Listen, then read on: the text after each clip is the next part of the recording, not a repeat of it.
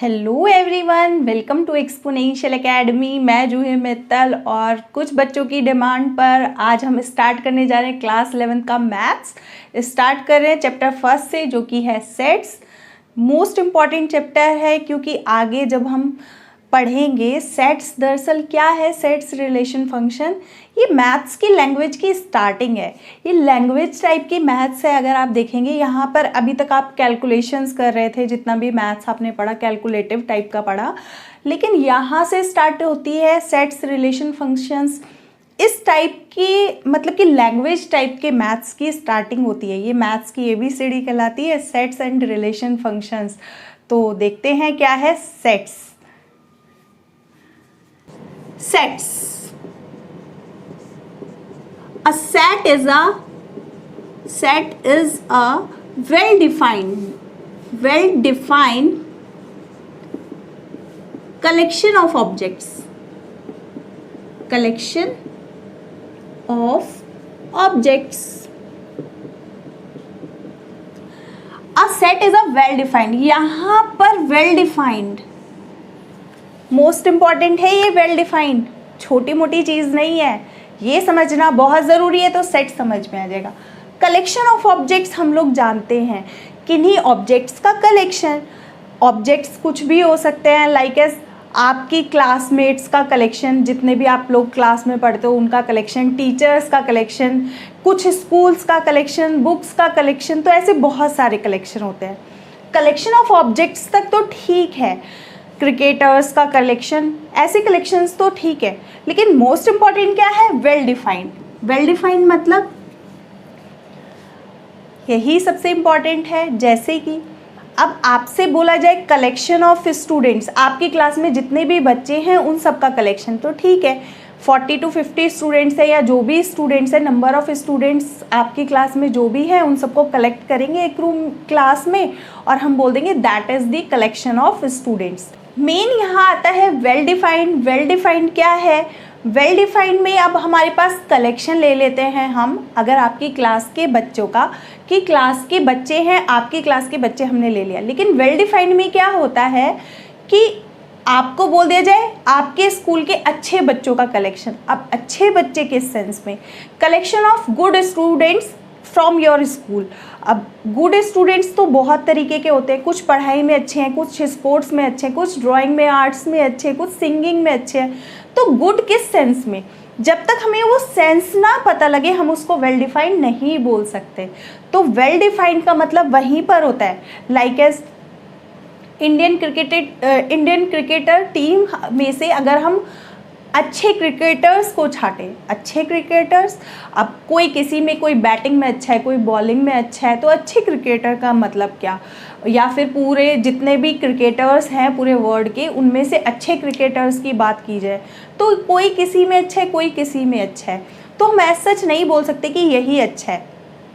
और कभी कभी होता है कोई किसी की नज़र में अच्छा है, लाइक एज अगर आपसे बोला जाए कि पूरे वर्ल्ड में जो सबसे अच्छे ऑथर है उनका कलेक्शन, जो बुक राइटर्स हैं उनका कलेक्शन, किसी को किसी टाइप की बुक पढ़ना पसंद है, किसी को किसी टाइप की बुक पढ़ना पसंद है, तो ऐसे ऑथर्स का collection, that is not well defined.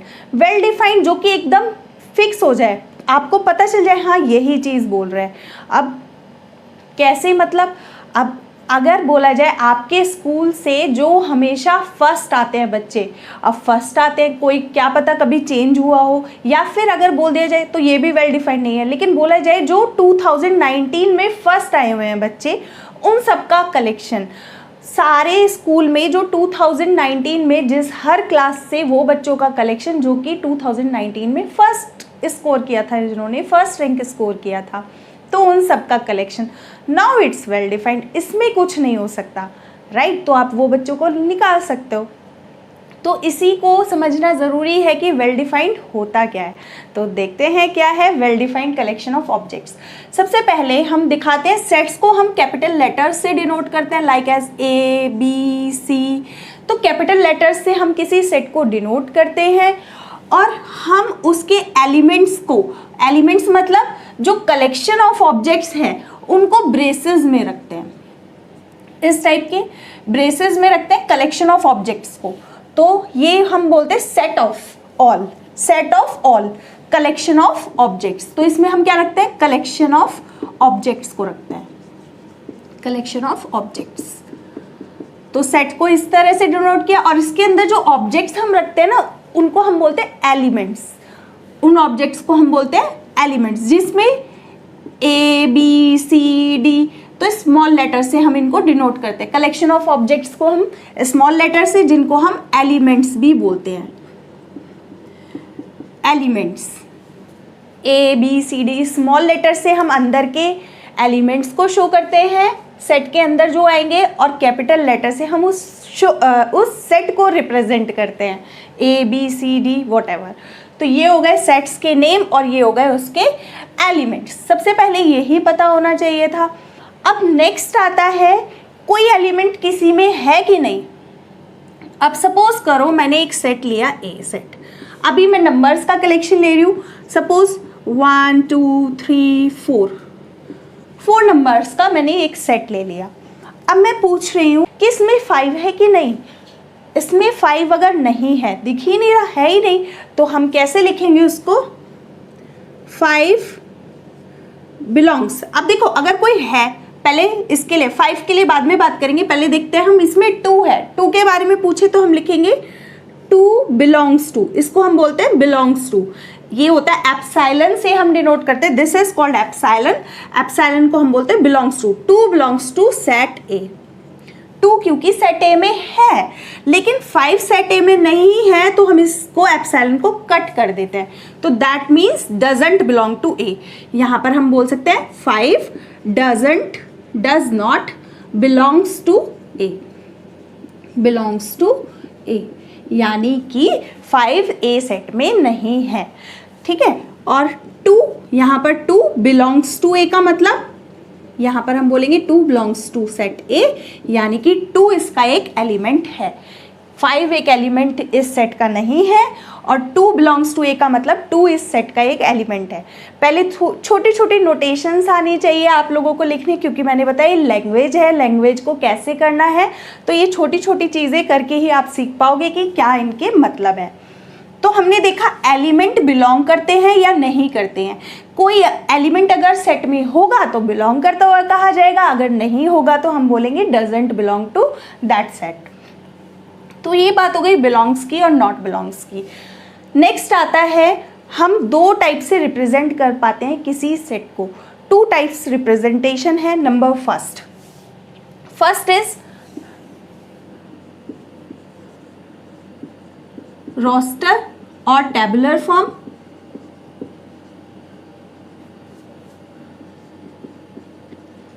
First is this, second is set builder form, set builder form. तो ये हो गई फर्स्ट रोस्टर या tabular form, second is set builder form. दोनों में डिफरेंस क्या है। नंबर फर्स्ट वाले को रोस्टर फॉर्म या टेबुलर फॉर्म के बारे में बात कर रही हूँ, फर्स्ट वाला। अब सेट को हमने बताया रिप्रेजेंट कर लेते कैपिटल लेटर से। सबसे पहले तो ब्रेसेस हम लगाते ही लगाते हैं कलेक्शन के लिए। मैंने बताया अभी किसी भी सेट के कलेक्शन के लिए, कलेक्शन ऑफ ऑब्जेक्ट्स के लिए पहले तो ब्रेसेस लगाना ज़रूरी है।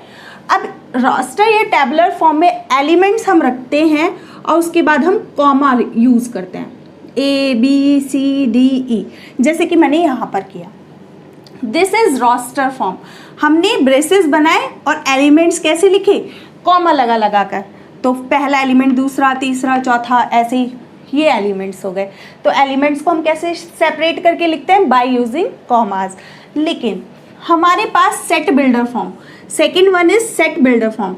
सेट बिल्डर फॉर्म कैसी होती है, लिखते वो भी ब्रेसेस में है, मोस्ट इंपॉर्टेंट। लेकिन यहाँ पर सबसे पहले हम लिखते हैं एक्स, सच दैट। एक्स मतलब इस टाइप के एलिमेंट है। यहाँ पर हम लिखते हैं किस टाइप के, type of element, type of element, किस टाइप के एलिमेंट है, ठीक है। और यहाँ पर क्या रूल है, रूल मतलब कि हम यहाँ पर कौन सी प्रॉपर्टी यूज कर रहे हैं। प्रॉपर्टी यहाँ पर आती है एक प्रॉपर्टी जिससे हमें पता चलता है कि इस सेट में कैसे एलिमेंट आने वाले हैं।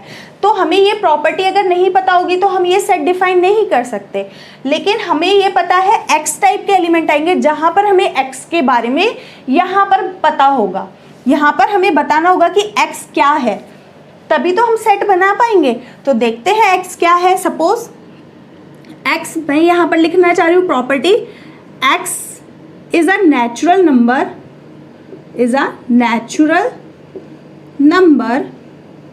less than, ये प्रॉपर्टी है less than, x is a natural number less than 10, x natural number है लेस देन 10। अब 10 से लेस नेचुरल नंबर कौन कौन से आते हैं? नेचुरल नंबर का सेट, पहले तो सेट्स पता होना चाहिए। नेचुरल नंबर का सेट क्या होता है? नेचुरल नंबर का सेट पता होना चाहिए सबसे पहले तो, that is 1 2 3 4 and so on, dot dot dot का मतलब अप टू इन्फिनिटी, यानी कि हमें पता नहीं है लास्ट नंबर क्या होगा, ये चलते ही जाएगा अप टू इन्फिनिटी। तो ये होता है सेट ऑफ नेचुरल नंबर। तो हमें पता है लेस देन 10 कैसे नंबर आएंगे इस सेट में? इसमें तो एलिमेंट हमें दिख रहे हैं ABCD, ठीक है, लेकिन इसमें तो नंबर्स ही नहीं दिख रहे ना, तो ऐसी फॉर्म को हम बोलते हैं सेट बिल्डर फॉर्म। और इसमें ये जो रूल है यही इंपॉर्टेंट है। उसने बोला इस टाइप के एलिमेंट आएंगे जहां पर x क्या है? नेचुरल नंबर है 10 से लेस देन 10 से छोटे नेचुरल नंबर यानी कि इस सेट में आने वाले हैं। इसका कहने का मतलब है 10 से छोटे नेचुरल नंबर इस सेट में आने वाले हैं। नेचुरल नंबर क्या होते हैं? 1 2 3 यानी कि अप टू 9 तक इस सेट में एलिमेंट आ जाएंगे। तो ए सेट में कैसे एलिमेंट हो गए? सेट ए को अब हम रोस्टर फॉर्म में लिखेंगे, इस वाली फॉर्म में, ऊपर वाली फॉर्म में, तो हम लिख सकते हैं 1 2 3 अप टू 9, यानी कि हमारे पास ये सारे एलिमेंट्स आ गए सेट ए में। तो है ना कमाल का। तो हमने यहाँ पर देखा कैसे रोस्टर फॉर्म, और ये set builder form is a language form में हमारे पास सेट बिल्डर फॉर्म दिया होगा, और दिस इज मोस्ट इम्पॉर्टेंट, उसको हमने रोस्टर फॉर्म में कन्वर्ट कर लिया। तो ये है हमारे पास कुछ टाइप्स सेट्स के लिखने के। इसके बाद हम देखते हैं सेट्स को लिखने के बाद, उससे पहले प्लीज़ मेक अ नोट क्योंकि मुझे रब करना होगा बोर्ड। नेक्स्ट आते हैं कुछ इंपॉर्टेंट रिजल्ट, जैसे कि सेट में यूज़ होने वाला है हमारे पास। अब जैसे कि अब सपोज करो मैथमेटिक्स सब लोग जानते हैं वर्ड,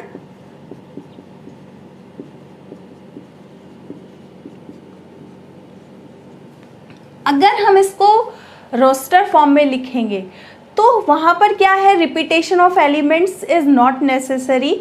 वहाँ पर ज़्यादातर जनरली आप देखोगे कि एलिमेंट्स को रिपीट करके नहीं लिखा जाता। मतलब कि अगर इसे सेट में लिखेंगे, एक ए सेट बना लिया, मैथमेटिक्स, ये जो मैथमेटिक्स टर्म है इसके एलिमेंट्स का कलेक्शन, तो एलिमेंट्स क्या होंगे? एक तो एम हो गया, डिफरेंट एलिमेंट्स, एक ए हो गया खुद, ए से मत डिनोट करो क्योंकि ए ऑलरेडी आ चुका है, हम किसी और टर्म से डिनोट कर लेते हैं आर से, क्योंकि फिर ए क्या ए सेट में ए बिलोंग करता है, ये झंझट आने वाली है, इसलिए मैंने डिफर कर दिया यहाँ पर। ए और ए सेम आने वाले थे तो सेट भी ए और एलिमेंट भी ए, तो यहाँ पे कंफ्यूजन क्रिएट हो सकती थी, मैंने किसी आर सेट से इसको डिनोट कर दिया। M A T H E I, अब देखो टी एच ई तक ठीक था, एम दोबारा से रिपीट हो रहा था, तो मुझे लिखना ज़रूरी नहीं है, लिख भी दोगे तो कोई दिक्कत नहीं है, लेकिन मोस्टली हम देखेंगे जनरली जब आप देखोगे मैथ्स में तो सेट फॉर्म में ना एलिमेंट्स को रिपीट नहीं करते, और साथ ही सेट की डेफिनेशन यहाँ पर हम करेक्ट भी कर सकते हैं और थोड़ा सा। अब set is a well defined collection of distinct objects, यहाँ पर आपकी बुक में सिर्फ ऑब्जेक्ट्स दिया हुआ है, नहीं तो हम यहाँ पर क्या लिख सकते हैं? डिस्टिंक्ट ऑब्जेक्ट, मतलब डिफरेंट ऑब्जेक्ट्स का कलेक्शन भी लिख सकते हैं, दैट इज ऑल्सो, या डिस्टिंक्ट ऑब्जेक्ट्स, अलग अलग ऑब्जेक्ट्स का कलेक्शन, डिस्टिंक्ट ऑब्जेक्ट्स भी लिख सकते हैं हम, कलेक्शन ऑफ डिस्टिंक्ट ऑब्जेक्ट्स। तो डिफर एलिमेंट्स होनी चाहिए, रिपीट नहीं करेंगे तो ज़्यादा बेटर है। MATHEICS, ये तीनों वर्ड मुझे रिपीट होते हुए दिख रहे थे, MAT, ये सारे डिफरेंट, तो इनका कलेक्शन हमने रोस्टर फॉर्म में देखो कैसे लिखा, सारे एलिमेंट्स को हमने डिफरेंट जितने भी एलिमेंट्स थे हमने उनको कलेक्ट कर लिया। तो that is the collection of the word mathematics is in roster form. तो इन्हीं को कलेक्शन करना है, हमें रिपीट नहीं करना है। तो एक तो ये चीज़ थी, दूसरी आती है हमारे पास, नेक्स्ट हम ले रहे हैं यहाँ पर, मैं इसको रब कर रही हूँ, हमें सेट्स का पता होना चाहिए कि क्या होते हैं। नेचुरल नंबर का सेट क्या होता है, होल नंबर का सेट क्या होता है, इंटीजर के सेट को z या फिर i से भी डिनोट कर देते हैं। इंटीजर का सेट आपके बुक में z से डिनोट किया हुआ है।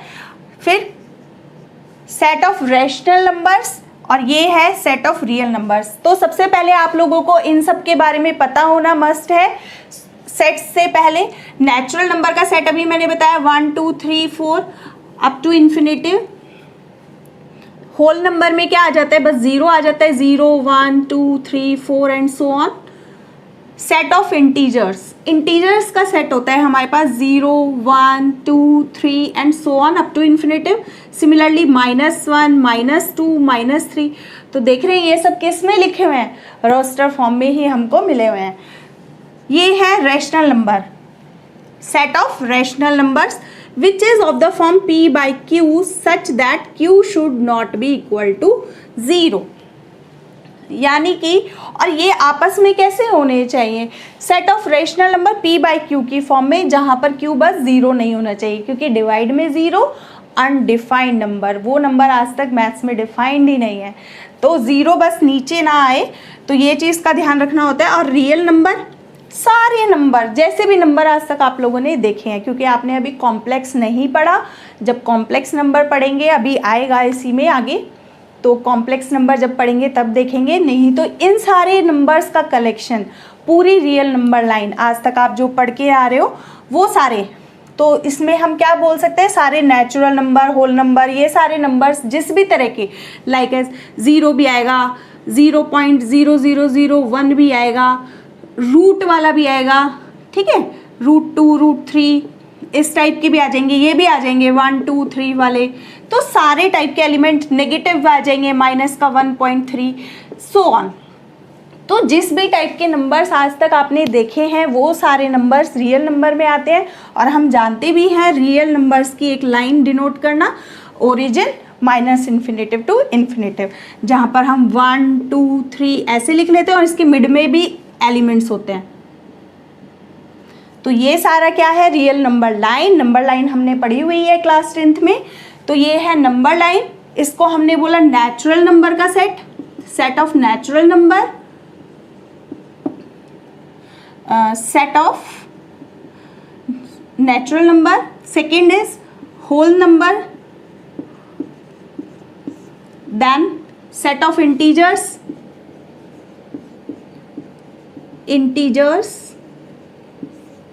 नेक्स्ट आता है सेट ऑफ रैशनल नंबर्स,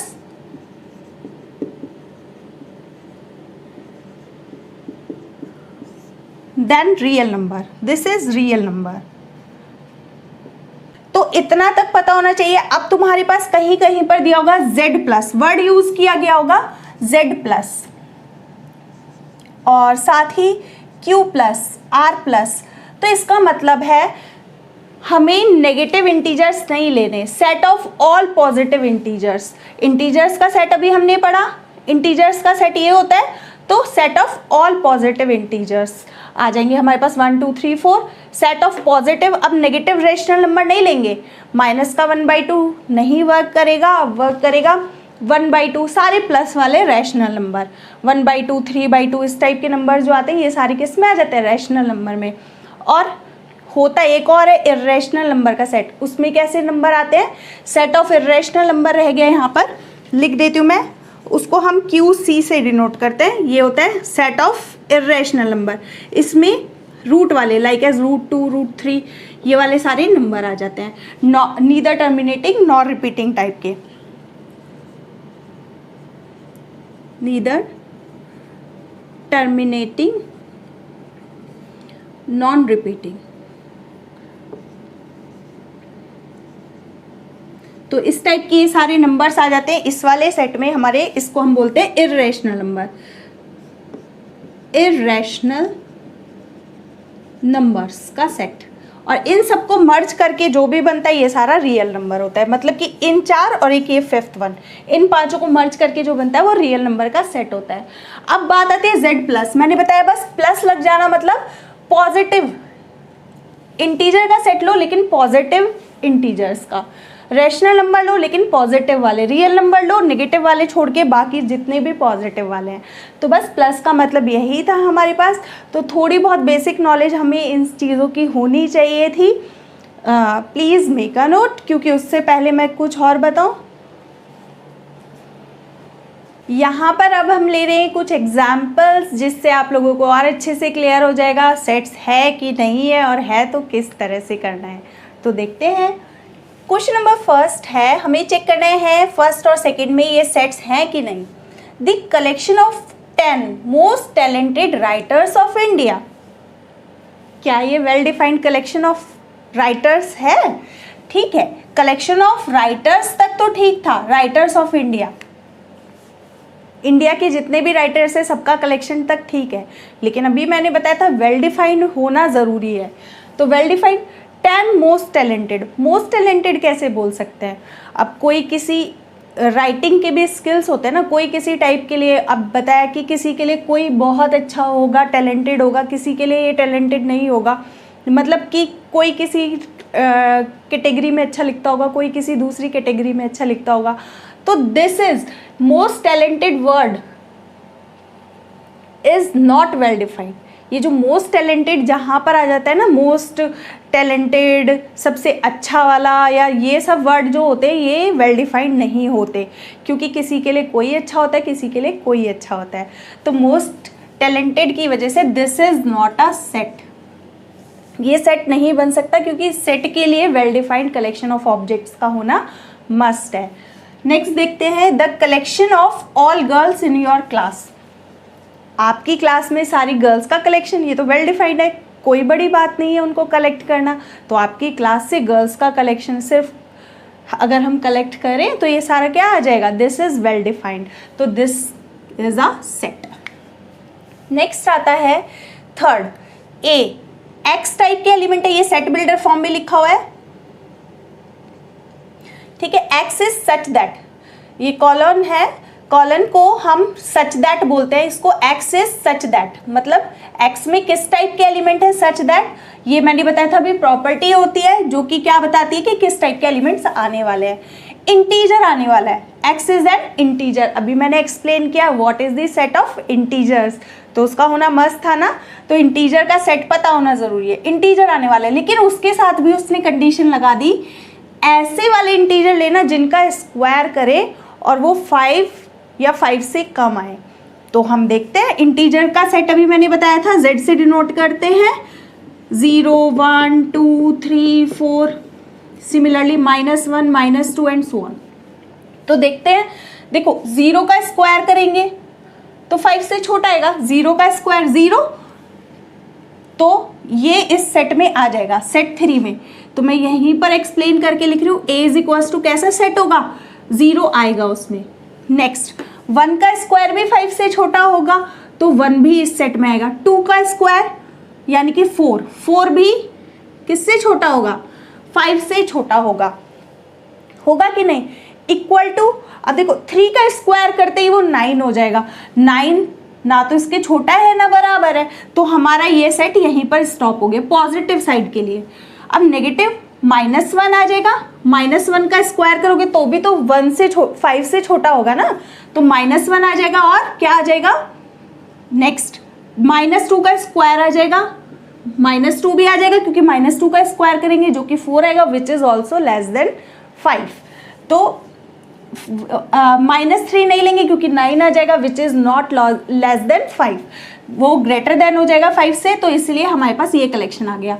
और साथ ही ये देखो मैंने ये किस टाइप से लिखा है, ये 4 नहीं आना था, 4 का स्क्वायर तो कितना हो जाएगा, ज़्यादा हो जाएगा, 4 4 16, ये यहाँ पर वर्ड था 2, हम ऐसे भी लिख सकते हैं। अब देखो ये सेट बन गया, इस सेट को मैं ऐसे भी लिख सकती हूँ, 0 1 2 -1 -2, मेरी मर्जी, मैं इसको इस एलिमेंट्स को इधर उधर कैसे भी अरेंज करके लिख सकते हैं। अब कोई भी सेट है, सपोज स्कूल वर्ड ले लेते हैं, SCHOOL। अब अगर इस वर्ड के एलिमेंट्स को सेट में लिखा जाए तो कैसे लिखा जाएगा, SCHO। ओ 2 बार रिपीट है तो एक ही बार लिखेंगे L। और सिर्फ यही नहीं, इसको ऐसे भी लिख सकते हैं, इधर उधर कर दो, इसको इधर उधर करके लिख सकते हैं SCH, ये हो गया OL, जैसे आप चाहें। तो इसका अरेंजमेंट मैटर नहीं करता, एलिमेंट्स का डिफरेंट होंगे। एक तो एलिमेंट्स का डिफरेंट होना मस्ट है, दूसरा उनका अरेंजमेंट मैटर नहीं करता, वो इधर उधर हम लिख सकते हैं, जैसे कि मैंने यहाँ पर भी लिखा और ऐसे भी लिख सकते हैं इसी सेट को।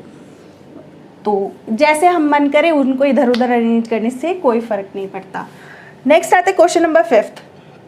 B is a set. हमें इसको कैसे लिखना है, सेट बिल्डर में लिखना है। सेट बिल्डर में लिखना है तो सेट बिल्डर का फॉर्म यही होता है ना।